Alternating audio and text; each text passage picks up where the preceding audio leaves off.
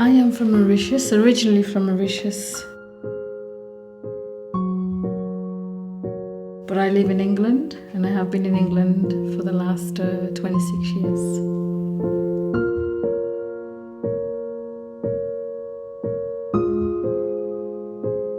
I was born Catholic. I was born to a Catholic family. I have grown up in the Catholic faith. And then when I came to England, after the studies, things changed and I went into a different direction. I went on to the ambitious direction, the work, the luxurious lifestyle and the materialism. I went into materialism, basically. So I'd lost, I distanced myself from God, and then I have found it again. I then, during my time at college, I met my husband and we got married, and then that's it. I stayed in England. And then everything came crashing down. My marriage crashed, separation, my family broke. I have 2 children, my son, my daughter. So everything came crashing. My degree started falling apart. We lost our house. And so my husband decided to leave, and everything just crashed around me. And then I cried out. I actually cried out for 6 years. It was a hard lesson, but it was a good lesson, a thankful lesson. I thank God every day for what happened to me, because it's a good example of how not to distance yourself from God and to remember there is more important things in life than the material life.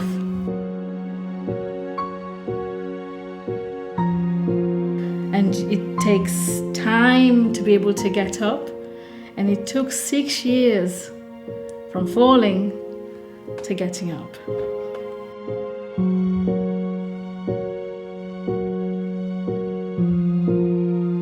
So one day I was sleeping in the bedroom, and I didn't know whether it was a dream or a reality, but it's like I don't know, I can't explain. I saw myself on the bed.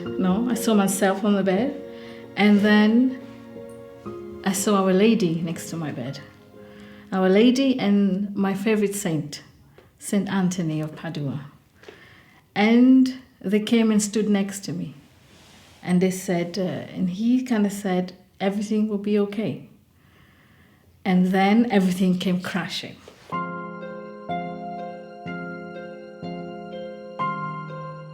But I did not panic. It was very strange. I did not panic. I did not worry. I accepted everything. Everything was cool.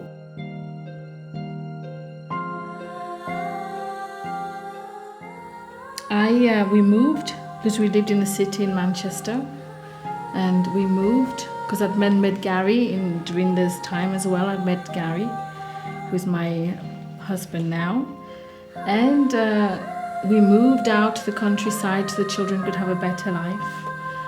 And still life wasn't, it was changing, but it wasn't, we weren't at peace. And then Bo was born, our son, and he was very sick. And he spent 2 weeks in intensive care. And I prayed. I prayed really hard for his life, for him, because he was in the corridor of death, because his heart rate was 30 beats a minute. So he was on the way to go. And then I prayed, and then he started coming back to, he had his life back.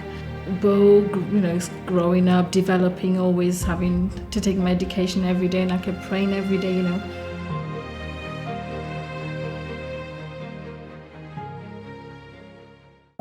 we went to Lourdes. It was last year, 2018. And there, this started my conversion. And then we went home. And then in May, Gary said, let's go to Medjugorje. And I said, oh, Medjugorje. Okay, let's go to Medjugorje. She's calling me. I'm going this time.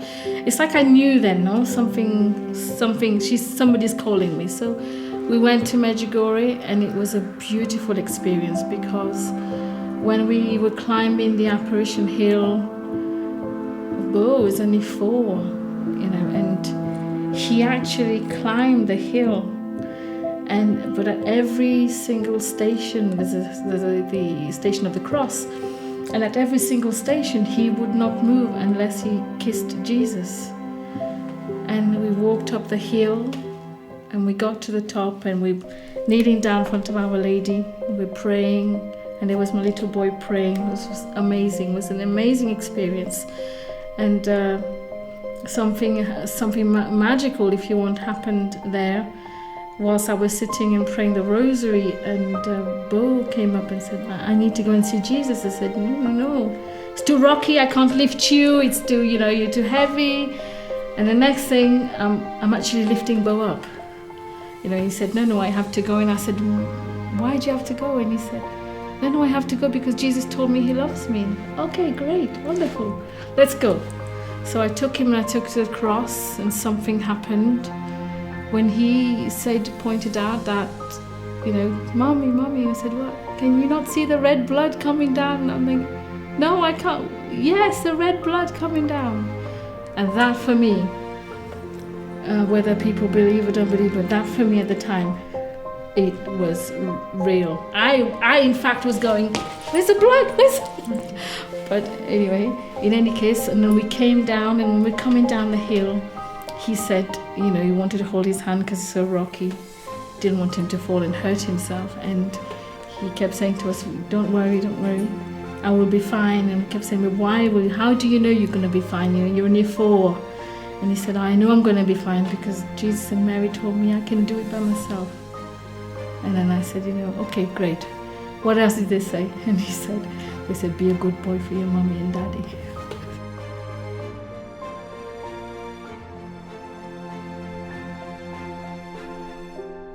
Something had changed inside me.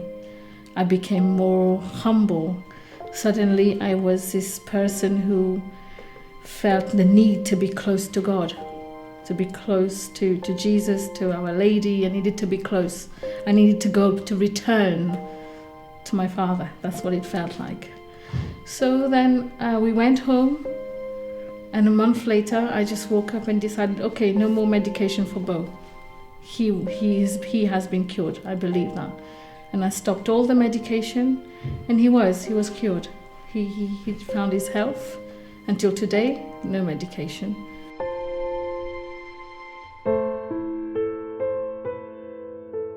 I was playing Mary songs, morning, evening, during the day, Mary songs. So it wasn't just the playing Mary song, it was the prayer. I started doing the rosary more frequently. Then I had this urge of wanting more prayers, So I had some books that I'd kept somewhere. So I went looking for my books again. And it's like slowly I see myself more prayers, different prayers, and doing all these, and I was searching for prayers, and I was seeking things on the internet, and it's like I wanted to know more, I've been so far away from my faith. And then, and one day I was watching all these Medjugorje past messages and past videos, and then suddenly, one day I went, and there's this video of the apparition of Our Lady in America somewhere. And I went, oh, okay, click. So I watched a bit, and then there was another one down the list, a Jesus one. So I clicked on it, and I did watch that one to the end, from the beginning till end. I watched 2 of Jesus apparitions on YouTube. And then something led me to the website. I went to the website wanting to know more. And I went to the website, and then I saw, there was going to be a live one. So I assisted a live one. And that was it. Transformed. I was transformed. It was an amazing thing. I had this urge of praying the Divine Mercy every day at 3 o'clock. I can't explain. Every day at 3 o'clock, I was there praying the Divine Mercy, asking for peace for my house, for my family, peace for everyone. That's what life started becoming. Prayer after prayer. Then I found more prayers on your website, and then more prayers. I started doing other prayers.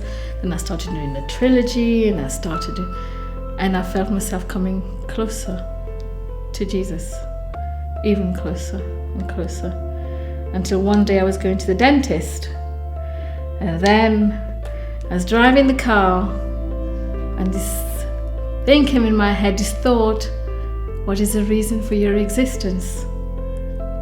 And I thought, well, what is the reason of my existence? I don't know, Lord, you're going to tell me, because I know why God exists. So I said 3 things, to adore you, to serve you, to know you, and then that's it. But if I'm wrong, you're going to tell me I'm wrong, you're going to tell me the answer. Anyway, I went to the dentist, and on the way back, that day you were going to have a live apparition of Jesus. It was the Sacred Call, I think it was a Sacred Call, I can't remember, but it was a Jesus apparition. And on my way back, and that evening I sat down there, ready, waiting. And then I was thinking, behind my screen, I was thinking, I am here, I am not there. I'm here, but I am here. I'm behind the screen, but I am here. I'm waiting, I'm waiting. Give me a sign, give me a sign. And then, somebody played this song, The Reason for My Existence. And I understood the reason for his existence. And that touched me very deeply. And I think that was the express transformation from whatever stage I was. I was in a completely different stage now. It was changed. It was like, that's it. Jesus is the one. I felt very close. Everything was about Jesus. Every conversation, everything. It was like natural. I talk to somebody about something and suddenly I'm talking about Jesus. I'm talking to my children about something and suddenly I'm talking about Jesus. And it's a beautiful thing that's happened to me.